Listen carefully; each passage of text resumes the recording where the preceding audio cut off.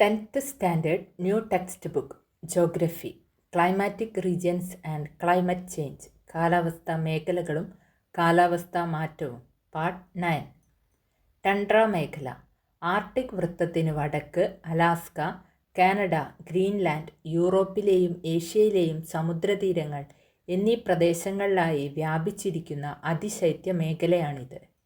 ശൈത്യകാല താപനില -25°C മുതൽ -40°C വരെയാണ്. വേനൽക്കാലത്ത് താപനില 10°C വരെ ഉയരാറുണ്ട്. ഈ മേഖലയിൽ മുഖ്യമായും മഞ്ഞുവീഴ്ചയുടെ രൂപത്തിലായിരിക്കും വർഷണം. ഈ മേഖലയിൽ വളരെ കുറച്ച് സസ്യങ്ങൾ മാത്രമേ അതിജീവിക്കുകയുള്ളൂ. വേനൽക്കാലത്ത് മാത്രമാണ് ഇവ വളരുന്നത്.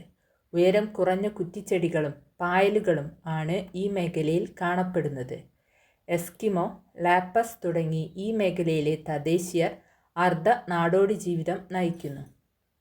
കാലാവസ്ഥാ വ്യതിയാനം അന്തരീക്ഷ താപനിലയിലും കാലാവസ്ഥയിലും മനുഷ്യപ്രവൃത്തി മൂലം ഉണ്ടാകുന്നതോ സ്വാഭാവിക വ്യതിയാനങ്ങൾ കൊണ്ട് ഉണ്ടാകുന്നതോ ആയ ദീർഘകാല മാറ്റമാണ് കാലാവസ്ഥാ വ്യതിയാനം എന്നാണ് UN കാലാവസ്ഥാ വ്യതിയാനത്തെ നിർവചിക്കുന്നത്.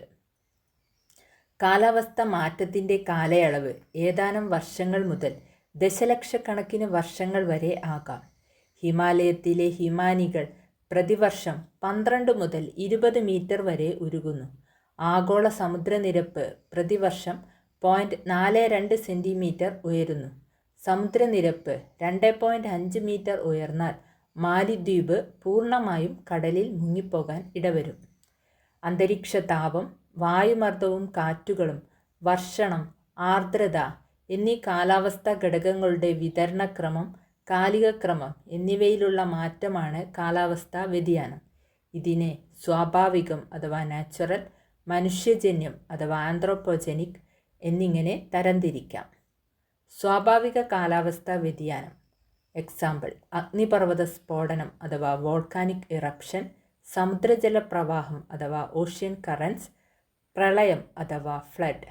മനുഷ്യജന്യ കാലാവസ്ഥാ വ്യതിയാനം എക്സാമ്പിൾ: എണ്ണഖനനം ഓയിൽ മൈനിങ്, വ്യവസായവൽക്കരണം ഇൻഡസ്ട്രിയലൈസേഷൻ, വനനശീകരണം ഡീഫോറസ്ട്രേഷൻ.